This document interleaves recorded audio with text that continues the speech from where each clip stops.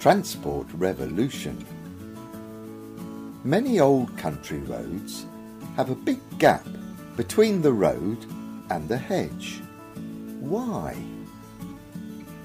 In the winter, the roads used to get so muddy and churned up that traffic would have to drive around the edge, making the road wider and wider. All the roads used to be muddy and full of holes. This was because they had not been built properly since Roman times. The answer to this problem was for Parliament to encourage people to set up turnpike trusts. Toll cottages like this were built so that the pikeman or toll collector could live beside the turnpike gate. He would collect money from everyone using the toll road. This would pay for the road to be properly built and looked after. By 1825, about 1,000 trusts controlled 18,000 miles of road in England and Wales. John Loudon McAdam was a Scotsman who worked out a better way of building roads. In 1816, he started working for the Bristol Turnpike Trust. The roads under his care were made with crushed stone and gravel over a base of bigger stones. A curved road surface made the rainwater drain away down the sides of the road. Macadam roads were the first improvements to road building since Roman times. This is still the way we build our roads today. The only improvement has been to mix tar with the top layer of small stones, tarmac. Better roads meant that journeys were quicker, safer, and more comfortable. Francis Egerton, 3rd Duke of Bridgewater, had a problem. He owned coal mines, and people in the nearby city of Manchester wanted to buy his coal. The trouble was that the only way to get the coal to Manchester was to put it in bags onto the back of a horse. That made the coal very expensive to buy. With the help of an engineer called James Brindley, he built the Bridgewater Canal, the very first of its kind. Now his coal could be loaded into canal barges to take it straight from the coal mine into the middle of Manchester. That meant that big quantities could be moved cheaply. The Bridgewater Canal was opened on the 17th of July, 1761. At the same time, Josiah Wedgwood wanted to get his expensive pots from his factory to the shops without being broken. Canals were the perfect answer, and he supported the building of more canals. Soon they were being built everywhere across the country. In Somerset, a canal was built that went all the way from the harbour town of Bridgewater to Tiverton in Devon. Along it you can see the locks, which were a way of lifting canal barges up and down hills.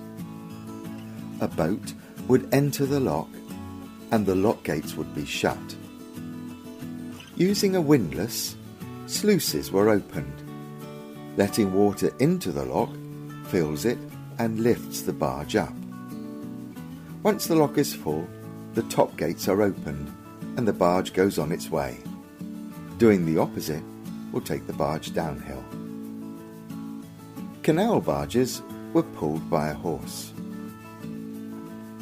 If you look at the iron plates protecting the bridges, you can see the grooves worn into them by the ropes. The Chard Canal was built to take the barges from here at Creech St Michael all the way to Chard. Although the canal has long gone, there are still some impressive remains.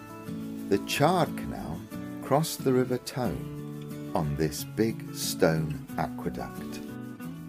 At Rontage, the canal barges were pulled up Crimson Hill on an inclined plane This is the Hay inclined plane at Ironbridge. It shows you what the one at Crimson Hill used to look like. The canal barge would be floated into the big iron water tank mounted on rails called a caisson, and the watertight door was shut. The second caisson at the top of the hill would be overfilled with water. As the weight of the water in the filled caisson pulled it downhill, it pulled the caisson with the barge in it uphill. For a steep hill, an inclined plane was cheaper than building and operating a lot of logs. At the top of the inclined plane is the entrance to the Crimson Hill Tunnel. This tunnel is over a mile long. A man would get the barge through the tunnel by pulling on hooks in the roof. A canal like this needed a lot of water.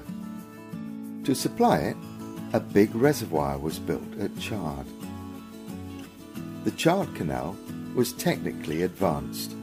It had 3 tunnels and 4 inclines, rising 231 feet along its 13.5-mile length.